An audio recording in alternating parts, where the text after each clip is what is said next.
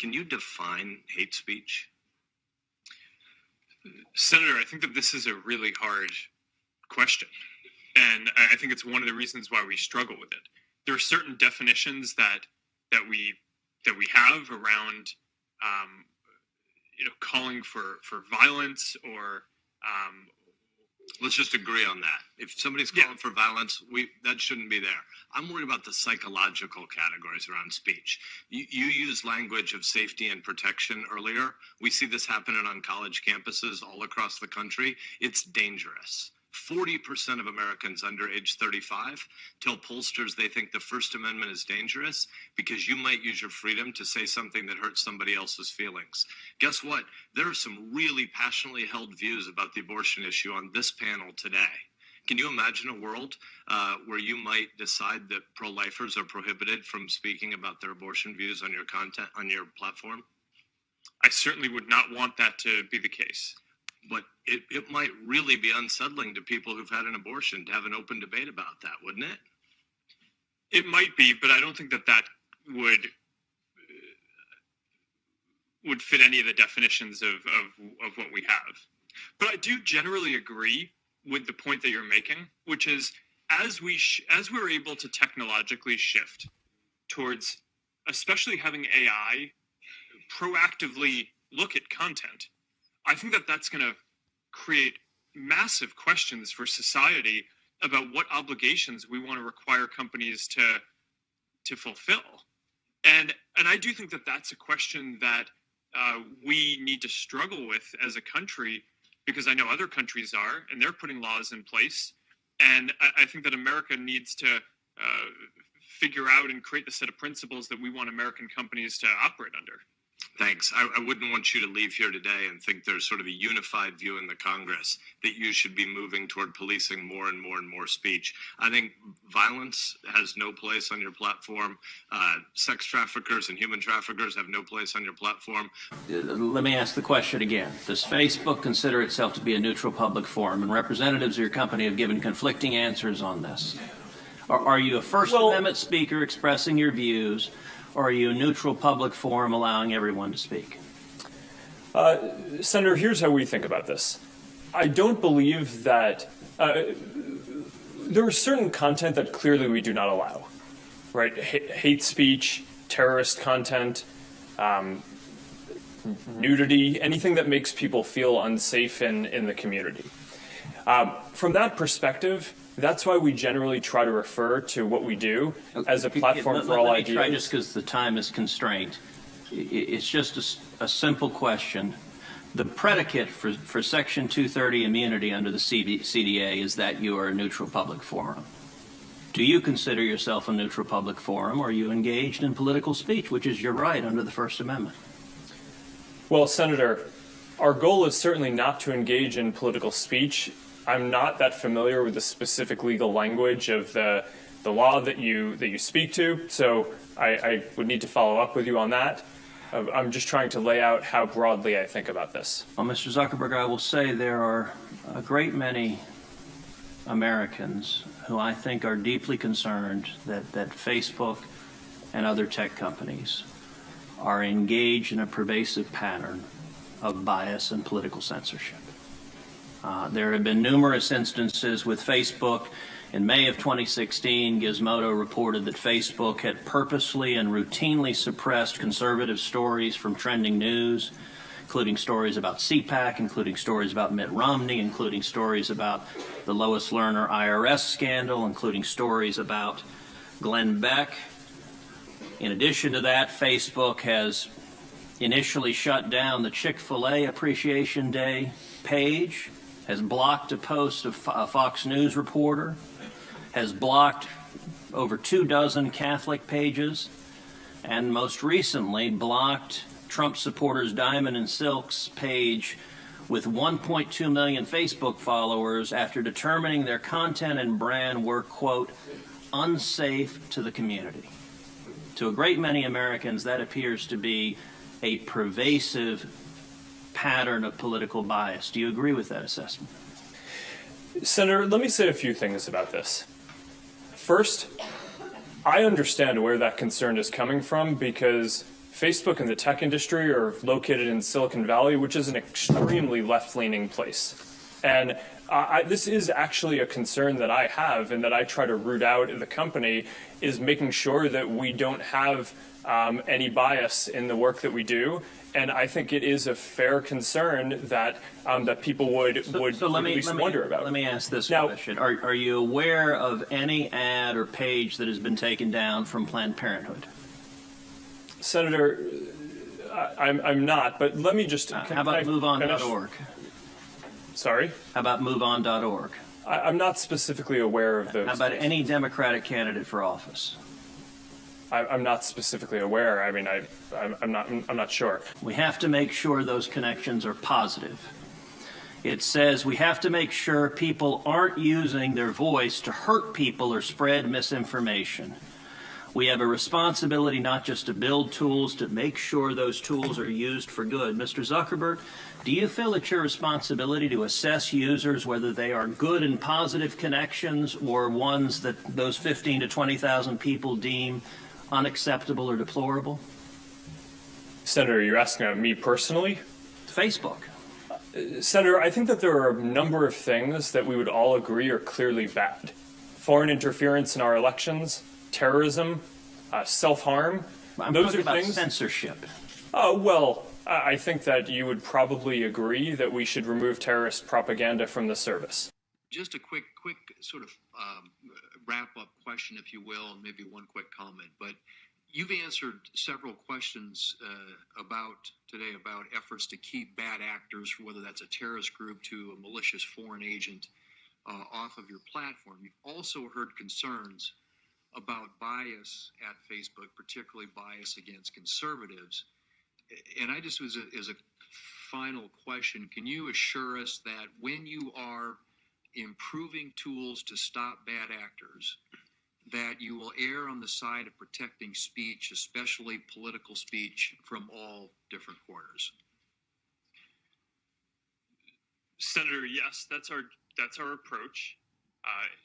If there is an imminent threat of harm, we're going to take a conservative position on that and make sure that we flag that and understand that more broadly. But overall, I want to make sure that we provide people with the most voice possible. I want the widest possible expression, and I don't want anyone at our company to make any decisions based on the political ideology of the content. This is a call for an uprising. Welcome to today's show. I know most people are thrilled about Mark Zuckerberg speaking in front of Congress, talking about free speech. You could see the show being put on because that's all that it is a show. Remember how I always talk about the push and the pull, right? They can't make everything look lopsided. Obviously, there has been an uproar from the wink, wink, quote unquote alt-right, which I am not a part of, and the listeners of this channel, for the most part, are not a part of.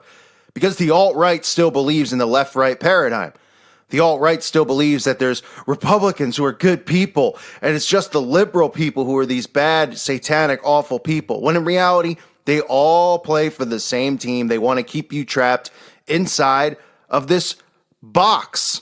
And that's exactly what they do. So Zuckerberg speaking before Congress, a lot of people said, wow, this is wonderful to see.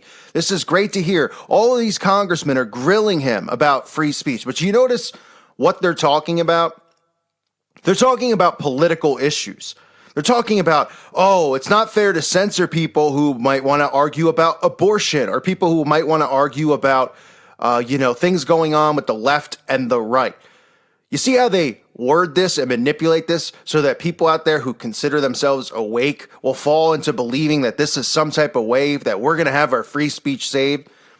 Okay, little by little, free speech is going to be removed. The common theme in this entire speech and this entire show that was put on in front of Congress was talking about political speech and how people who are conservative should be allowed to have open debates with people who are liberal. That's what they want. They want open debates about pointless, senseless issues. And that's all that the left and right is about. Pointless, worthless issues. When they go in and they start talking about hate speech, it's not getting defined. They're lumping in hate speech with violence. But The real problem is, and the real thing that doesn't get addressed, and this is how they work, right? They go there, they talk about the First Amendment, they talk about free speech, but they don't talk about how come channels like this or other voices out there, which are all across the internet, and I'm not on Facebook.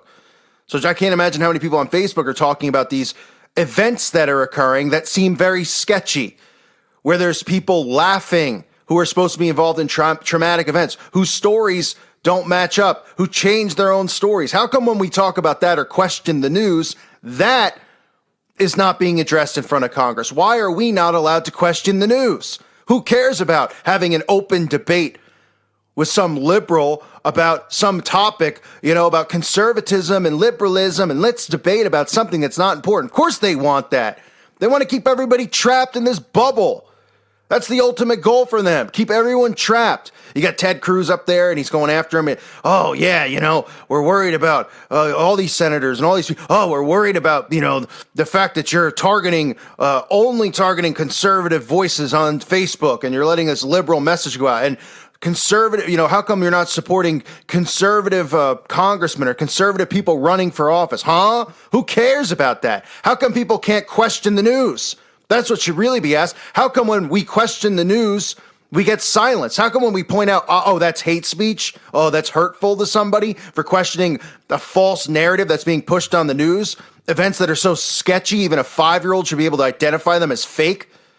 That's the issue here. So you see how they twist this stuff and they make it this illusion, this perception that, oh, they're going to grill Zuckerberg and, oh, there's going to be change coming. I'm sure they'll have the YouTube CEO on there sooner or later, Susan Wajajajah, and they'll do the same thing. Oh, how come, you're taking down all of these people who are pro-Trump and all these anti-Trump channels get promoted? Oh, well, we're working on tweaking that. We've hired new employees. How come none of us can question these bogus events that are beyond bogus? You see fake bodies, you see all this stuff. You can't question any of that. How come when we talk about SRA, satanic ritual abuse, how come videos get immediately demonetized or get blocked worldwide or taken down? I wonder why, right? You're one of the congressmen. He says, well, some of the stuff, on there, what are you going to block? You got to block violence. You got to block, child trafficking. Oh, really, Senator? You want to know about child trafficking? Huh? Come to this channel. We'll tell you about it. Come to other channels who are trying to wake people up to SRA and these poor people who have been victimized since birth by their own family members, who need our prayers, who need our help, who need these people who are actually in Congress to do something, but they won't because they're all part of the same brotherhood, whether on the left or on the right. So don't fall into this when you see this, okay?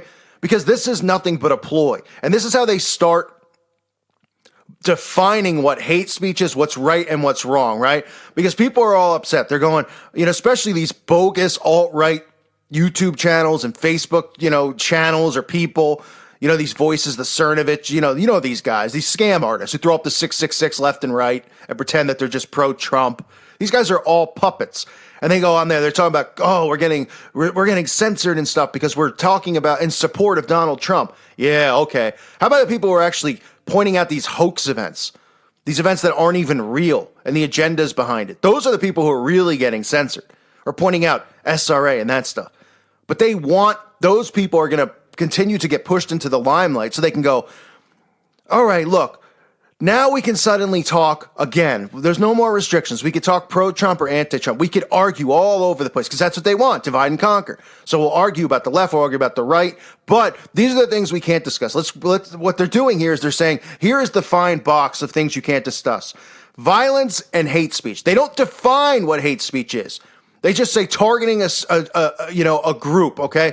Well, I have hate speech, videos blocked for hate speech where I'm not targeting any group or any one in particular. I'm just having an opposite opinion on, 5-year-olds being allowed to decide what gender they want to be. That means I'm targeting LGBT or gender people or whatever they call it, transgenders. No, I'm targeting children who are being abused and trying to help them. Right? So they're not going to define what hate speech is, but they're going to give people a breadcrumb. And that's how mind control works, right? Here's your breadcrumb. Oh, he went in front of Congress. He got blasted by Republicans. Everybody's applauding the Republicans. Oh, they blasted Zuckerberg. They made him look stupid. Okay. Oh, he's going to have to allow now for people to have debates about abortion on his platform. Who cares? Right? Nothing's being defined here. That was already being allowed. They're pretending like that was even getting censored, right? As part of the show. Oh my goodness, so many conservatives have been getting censored. You know, I'm not a conservative or a liberal. It's both a joke. I'm just a person. I don't need to be defined by some group. These people are idiots who fall into this box. You know, you don't think, oh, I'm a conservative, I'm a liberal. Oh, so you have to disagree on every, oh, let's bicker and let's go out for a beer and talk about liberal and political. No thanks. Try to have a conversation with a tree. Maybe these people who are hanging out with the trees and dating trees are maybe they're right on the money, because these zombies out there who think that this stuff is real and important couldn't be more asleep. But this is what they do, right? They address a small issue, which isn't an issue, because they want to make sure you stay in that box of left-right. They want you to bicker and have your left-right debate, but they won't let you talk about, you know, this other stuff. You can't question certain groups, right? It's hate speech. They can question Christians and mock us. It's not hate speech. But we can't question that. We can't question the news, right? That's what the missing link is in this whole, you know, show that they put on in front of Congress. They didn't address that stuff, right? They didn't address the fact that people can't have an opposite opinion of what the news says, and that if the news says it, it has to be true. Has to be. As far as a story like that, I'm talking about, you know, let's just say Valentine's Day. If they tell us that this has happened, we have to all believe it. Nobody can question it. Nobody can think, because, oh my goodness. But then they call us crazy conspiracy nut jobs. So if we're so crazy, then why don't you just let us question it and sit in our little corner over here? Oh, because you're afraid that we're waking people up and people are realizing what a show and charade this is because the veil's being lifted and now people's eyes are opening up? Yeah, sounds about right. Unbelievable. The show continues on. I thank you for listening to today's show. God bless all of you and your families.